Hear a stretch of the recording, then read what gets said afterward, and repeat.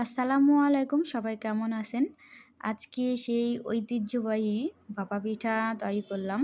আমাদের এই শীতের শুরু থেকেই শুরু হয় পিঠা বানানো।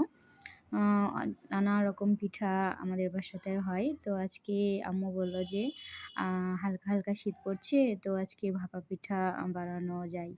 তো আমি বললাম, "ঠিক আছে, তাহলে আমাকে দাও, আমি বানাই।" তো আমি এটা আমার খুব ভালো লাগে বানাতে।